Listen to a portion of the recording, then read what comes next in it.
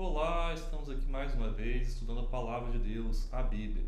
E hoje o capítulo que veremos em nossa leitura diária é 2 Samuel 9. Vamos aos pontos que daremos destaque para a sua leitura de hoje. O primeiro deles é que um dia Davi estava tranquilo e resolveu se lembrar da promessa que havia feito a Jonatas, filho de Saul, seu amigo. Essa promessa está registrada lá em 1 Samuel capítulo 20, dos versos 14 a 17. E a promessa era que ele usaria de misericórdia para com a casa de Saul quando ele fosse rei.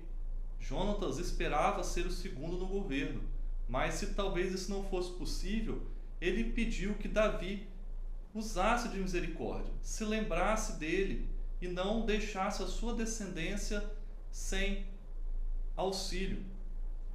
E aí é interessante a gente perceber que Davi vai perguntar que se existe alguém da família de Saul, porque afinal Jonatas era seu amigo, mas Saul o considerava como inimigo. Mas para Davi isso não importava.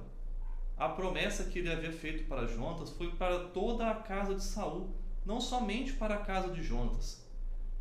E aí Davi queria usar da bondade de Deus, está aí no verso 3, não da sua própria bondade, da sua própria benevolência. Não, Davi queria cumprir um mandado de Deus e retribuir um pouco da bondade que Deus havia tido para com ele. E no segundo ponto nós percebemos que é indicado Mefibosete, filho de Jonatas, como alguém ali da casa de Saul, ainda restante. E é dito que ele era aleijado de ambos os pés, está aí no verso 3, ou coxo de ambos os pés, como está no verso 13. É provável que essa descrição foi dada por duas razões.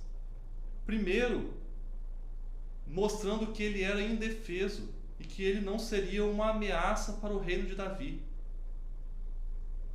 E a segunda possibilidade é que ele era indigno de permanecer diante do rei. E aí, essa questão da indignidade é dito lá em Levítico 21:18, que nenhum coxo aleijado podia servir diante do Senhor no tabernáculo.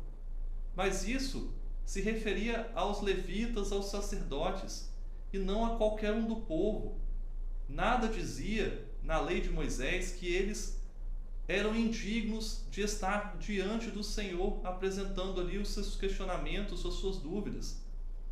E também havia uma questão ali acerca do relato de 2 Samuel, capítulo 5, de 6 a 8, quando Davi vai tomar ali Jerusalém dos jebuseus.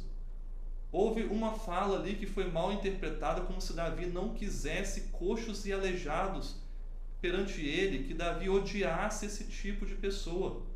Mas a verdade não foi essa. Se você ler esses versículos, vai perceber que a questão ali era uma afronta que os jebuseus fizeram a Davi, e que Davi retribuiu essa afronta dizendo que não seria nem coxo nem aleijado que o iria de impedir de conquistar a cidade. E aí a gente também é interessante destacar que Mefibosete ficou coxo de ambos os pés, meio que indiretamente por culpa de Davi.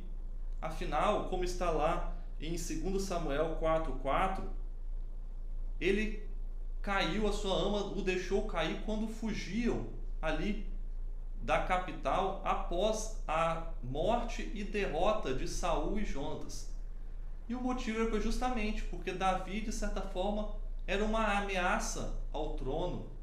Então eles achavam que Davi viria, conquistaria o reino e os mataria a todos.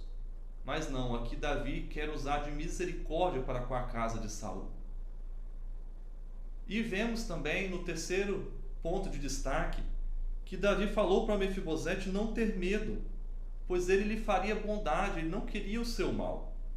Então ele restituiu as suas terras e o designou como um filho para comer à mesa do rei junto com os demais príncipes reais. Era um tratamento de muita honra.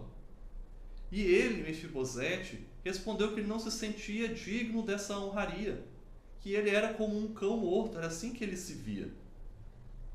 E aí a gente também tem que ver se isso realmente ele se sentia assim ou se era só por palavras.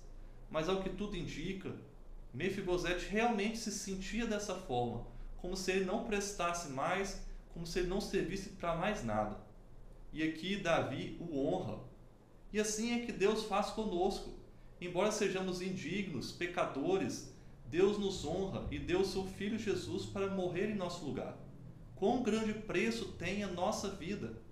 Vamos nos valorizar também, afinal, nossa vida valeu o sangue de Cristo.